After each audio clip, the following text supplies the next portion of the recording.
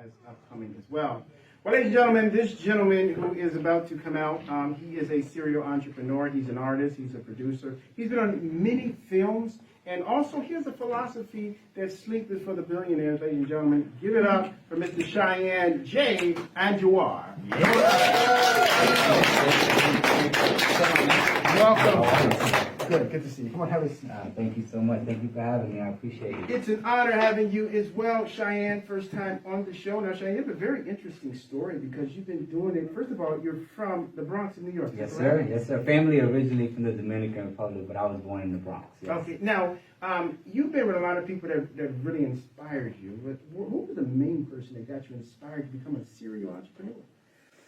Honestly, my mother. You know, just seeing her like struggle and just try to, you know, work multiple jobs to keep me and my sister fed. You know, my stepdad was there as well. But, you know, but just seeing that and wanting her to put her in a position where she doesn't have to work anymore kind of motivated me to do more than what I was doing at the time, right? So once, you know, entrepreneurialism became a thing, then I was like, you know what, I need to be in this. And figuring out the niche that I wanted to start with, which was initially music and then became sales and then that just grew into other things, just put me in a position where I'm at today. That's amazing though, Shayanne, because you've delved into acting as well as music and then also in media. Which one of those you've enjoyed the most one?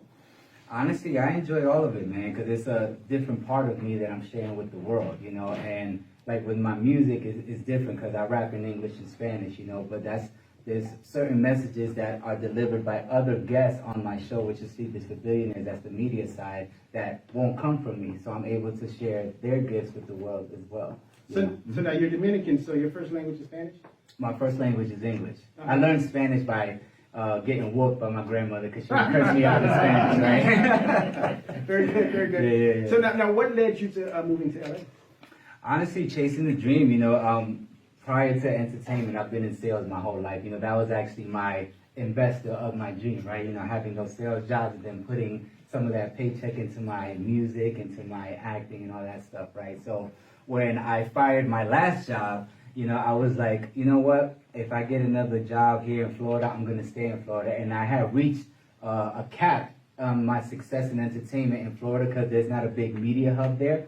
So I knew I had to take a chance, and you know, I met my now fiance at the time, during the time that I was going to transition from Florida to LA, and she decided to go on the ride with me. So we came here together. We've been together 9 years strong, and wouldn't change that decision for the world. Give him a round of applause. She's taking a nap because we're going salsa dancing tonight. So oh, really? She got to get those legs ready. Yeah, we actually got footage of you salsa dance. No, I'm joking. Oh, that's the So now, you know, when you get here, there's a saying that says, if you can make it in New York, you can make it anywhere. That's true. Now, when you came here to LA, was it a tough hustle, or was it something that things kind of started clicking right away? Well, I didn't just come straight from New York. I went from New York to New Jersey. I actually attended that school. You ever seen the movie Lean on Me with Morgan Freeman? So I went to that high school, right? And then when the Twin Towers fell, that's when me and my family migrated to Tampa, Florida. So I was there for 12 years. That's really where my sales career began. And then I transitioned it was to still LA. way So I too kind hot of for went me to from go near rough me. neighborhoods So I to set kind up of a relaxed meeting with the neighborhoods. guy So I who kind ran of, the sticks. you know, I I seen didn't both want my sides of brother the to fence. get So when I came to LA, I mean, was what's right already, is right. They you know, don't give a mentally prepared for this endeavor that I was embarking on. So yeah, and then at that time I had released an album titled Sleep is for Billionaires. So when I got to LA, I was thinking, what is the fastest way that I can build a network and really get this thing going? So at that time, podcasts were a thing. So I was like, okay, well, what am I going to title it? And I already had the Sleep is for Billionaires thing going. So I was like, okay, let me title it Sleep is for Billionaires and just bring people to me. So then I just started doing an outreach myself to different, you know, entrepreneurs and celebrities, and they just started coming on. And now we're 150 episodes in. And all that same network of guests became my friends, and now most of them are my business partners. Very good, very good. Now, for those who are watching, what is it that you do for people who have podcasts, people who are trying to start a business? What is your services you offer? Well, as of right now, I'm an agent, you know, so I work in real estate, I work in film, and I work in music. So specifically in the film side, I help films raise money to get made, and then I help films that are already made get sold. And then in the music side, you know, I represent more of like established artists because it's easier to leverage their celebrity with brands and close the deal faster. So I help, you know, get them booked. And then on the real estate side, you know, I'm on a team and we help owners buy and sell real estate. Very good. Well, ladies and gentlemen, we're going to come back. We're going to have a quick commercial break. When we come back, we're going to get the details about financing films, as well as maybe him helping your film to be able to come to Netflix or whatever. I'm sure Art will be right back right after this. Yeah.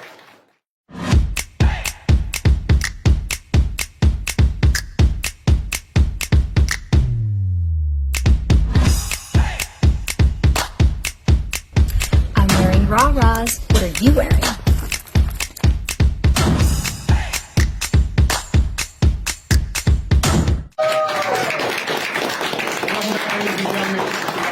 I'm your host, Sharard, for our Saturday conversation with the man himself, Mr. Shayanne J. Andujar, all the way from the Dominican. And we're going to have him talk some Spanish to us. People from the Dominican, they love that. But before we continue on, there's some special guests that are in the audience. We have the lovely Dean and Stephanie that are sitting in our audience, as well as the man himself, Mr. Victor Orlando. We're so excited. Give him a round of applause.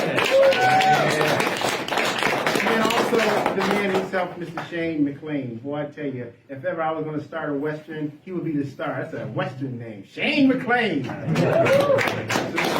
now, Cheyenne, for those, there's a lot of people who need funding for their films. Right. A lot of people who, this is magical to them. But what is the qualifications for getting financing, or you lending to them to finance their film?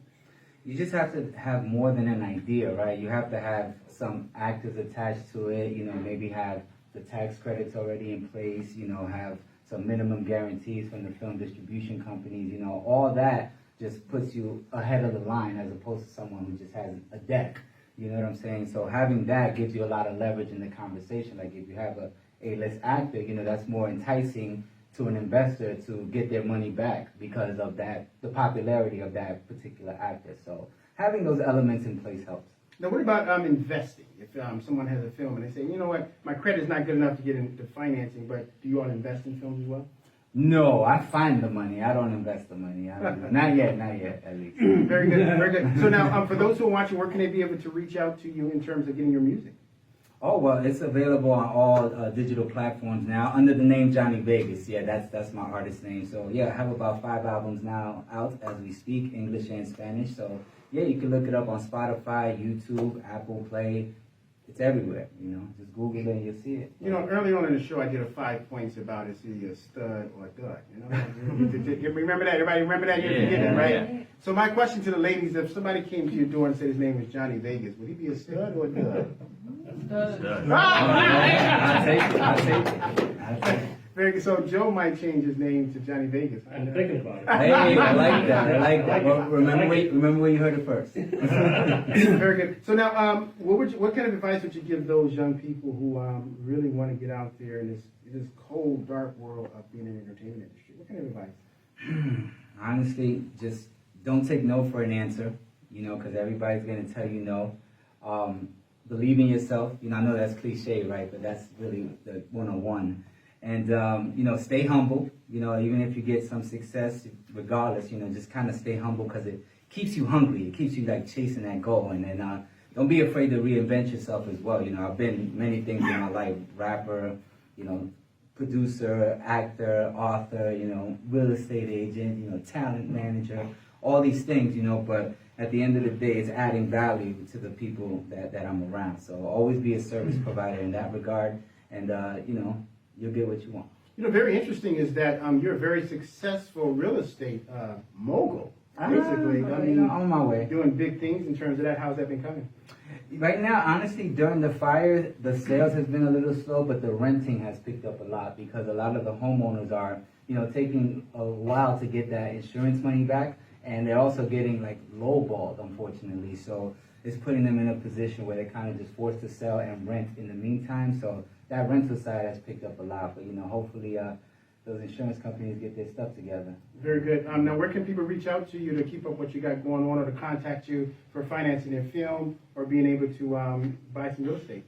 Feel free to look me up on Instagram, spelled this way, Shayanne.Andujar. And, you know, I'm available at your request for the right price. Very good. All right, so Cheyenne, I did not let you off the hook. I want to hear some Spanish. Tell everybody we'll be right back right after.